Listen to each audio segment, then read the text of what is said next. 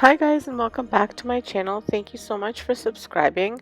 In today's video I am creating two Dollar Tree Christmas winter theme signs. So the first Dollar Tree sign is this merry and bright wooden sign that you can get from the Dollar Tree. I mean, plain on its own is pretty nice, but I wanted to kind of make it stand out a bit more.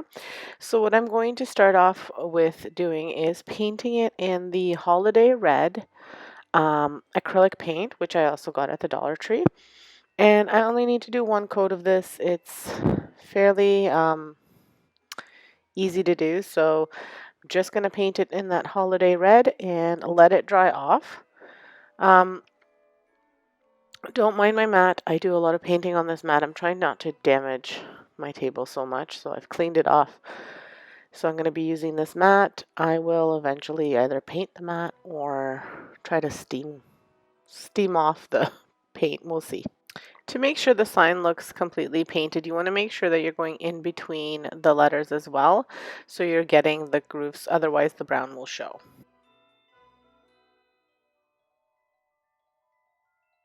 So once you've got the paint covered to your liking, then what you're going to do is find a piece of cardboard. I'm using the lid of a pizza box.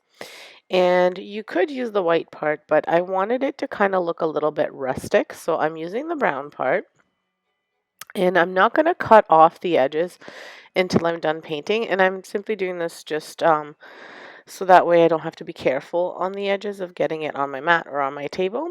And you're going to basically kind of dry brush this on. You don't want to cake on too much paint.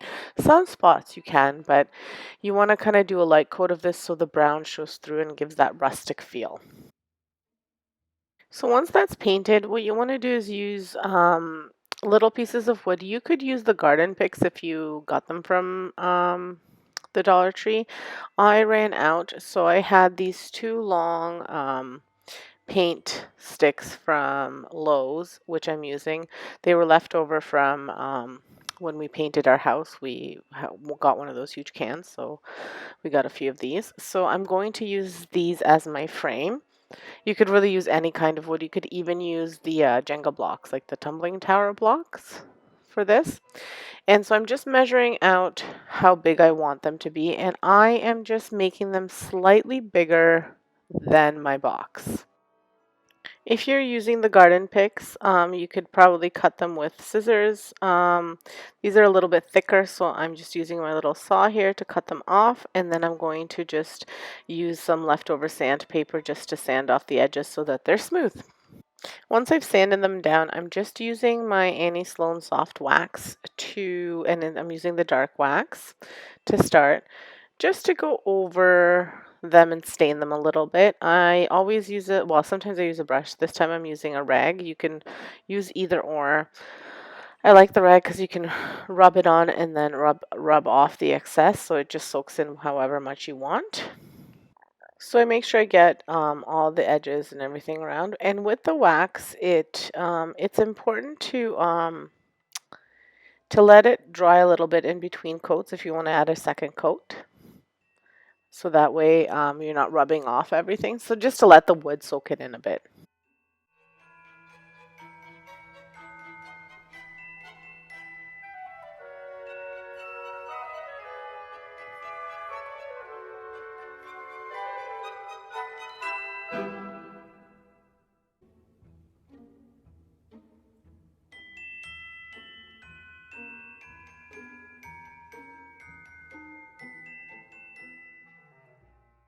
So once you let the sticks set a little bit, then you can go ahead and cut off the edges around your box to make it the size that you want it. You might have already done this step, so this is what I did. I did it after.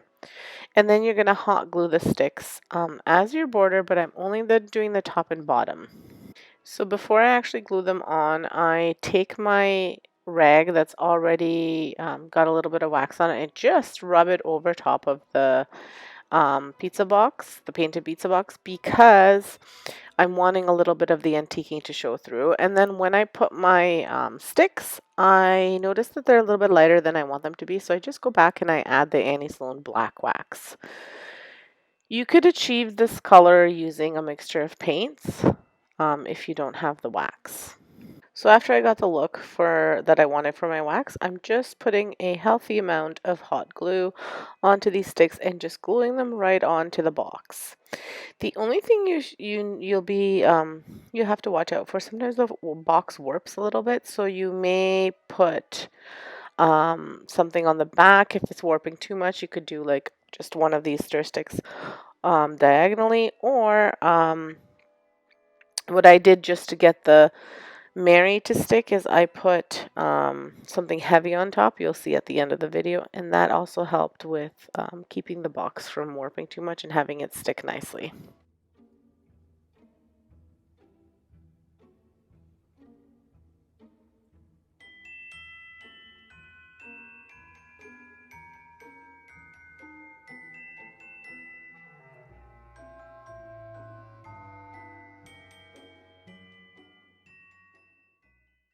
So for the Mary, I was going to use some hot glue, but then I decided I just wanted the weld bond. Because the hot glue can kind of be a little bit bumpy and make it stand up a little bit more, I thought this would be a better option for the box. You might be able to make hot glue work too, but I'm using Weld Bond, and you could do Gorilla Glue, whichever glue you have on hand. And what you want to do is you want to kind of move it to the center of the um, picture that you have, or if you want it slightly up or slightly down, it's up to you. I've got mine in the center and a little bit higher, and that's it. Then I put a bottle of like a kilogram of Epsom salts on top just to have it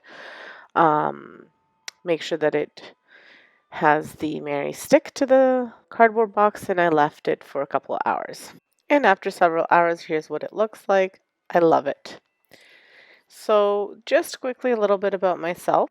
My name is Vesna. This is my DIY channel where I showcase all sorts of budget-friendly DIYs, flips, furniture makeovers, Dollar Tree DIYs, all sorts of things, trash to treasure items. And I have a lot of fun doing it, and I've been able to decorate my home beautifully, which you can see over on my home channel. Um, that's where I showcase everything with very minimal cost to us. So if that's the kind of stuff you like and you haven't subscribed, make sure you subscribe, hit that bell, so that way you can see more of my videos when I make new ones. Now for my second DIY, I am using this Let It Snow sign, and I am painting it out in the chalked linen white paint from Rust-Oleum. And again, I only need one coat of it because it's chalk paint and it does a really good job of covering. And I just paint it out and I let it dry. This one I didn't worry too much about covering the in between because I liked a little bit of the brown showing through. It took me a long time to decide what exactly I wanted to do with this sign. I didn't want to make it this, I originally was going to make it the same thing as the other one, but then I thought, why not make it a little bit different? So I have these little wood slices. I believe I got them at the Dollar Tree, and I am just making a hole through them with my drill so that I can put some wooden dowels into them. Now, they may not be from the Dollar Tree. I have some that were from a tree that my neighbors chopped down and some that were from the Dollar Tree. I think these ones are the thicker ones, so they are from the tree. So I'm just making holes in them, and then I'm taking these wooden dowels and I'm just pushing them in. Originally, I thought I was going to use the whole dowel, but then I decided to just cut it in half, and I just do this using my wire cutters. I just measure 6 inches so that way they're the same length. But I'll have to snip them down a little bit more because one hole was deeper than the other. So then I just sand down the edge of the one that I had to snip the top of, and the other one I didn't have to do that because I just used the uneven end to put it into the piece of wood. And I will be hot gluing and wood gluing these, so that way I can make sure that it's a nice strong hold. And the reason for the hot glue is so that it makes it stick immediately, and then that wood glue gives it that permanent hold.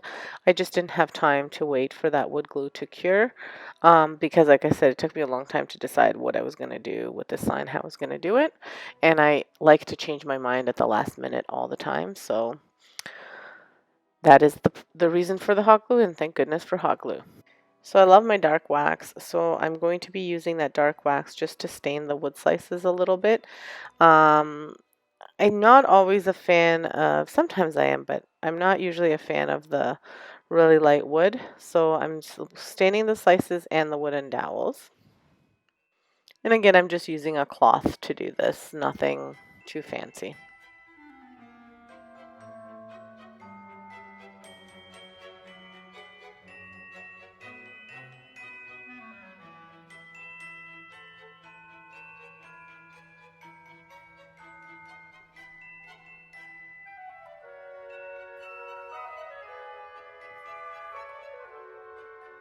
So once I've got them stained with the wax, I'm trying to position to see how I'm going to put the Let It Snow. But before I do that, I decide I want to add a little bit of snow to the bottom of these wood slices. So I have this fur that I also got at the dollar store, and I'm just going to hot glue little bits of it so it looks like fluffy snow.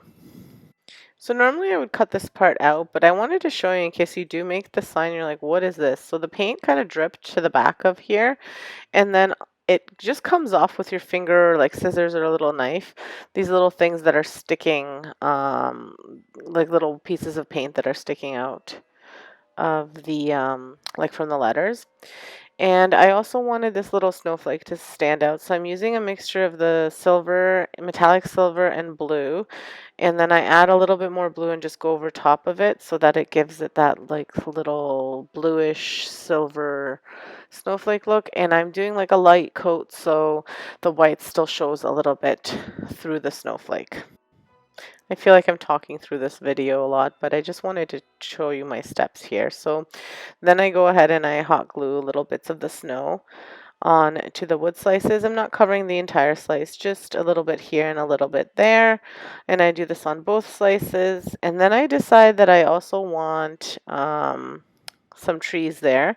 But before I do that, I want to glue on my sign. Now this is where I fumbled a little bit, just because the wood slice is higher on one end, so it wasn't sticking properly. And then I wound up moving it to the edge of my table and having the wood slices hang down. And then I glued it that way. And again, I used a combination of wood glue and hot glue, and then I let that sit for a few minutes, maybe like 5 minutes, so that the hot glue would set. Then I put in on a little bit more hot glue just to make sure that it was holding it right now because I couldn't clamp it down or anything like that. So that's what you see me doing here.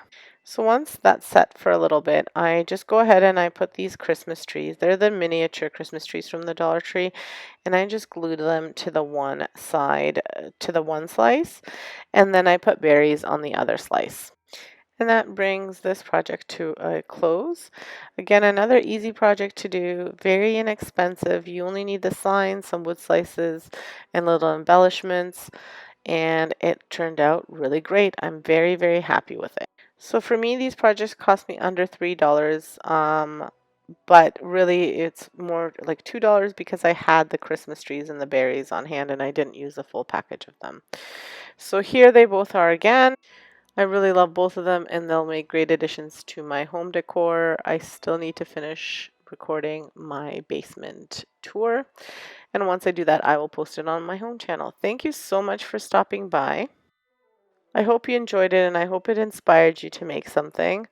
This was day 6 of my 12 days of Christmas. If you missed my video yesterday, I am very proud of that one. It was a thrift flip and like a trash to treasure, so check it out. I made a sled out of pallet wood, which was amazing. And then there'll be a new video tomorrow. So make sure you come back, and for today, leave me a comment. Let me know what you thought of this video. Thank you so much. Have an excellent day and stay safe.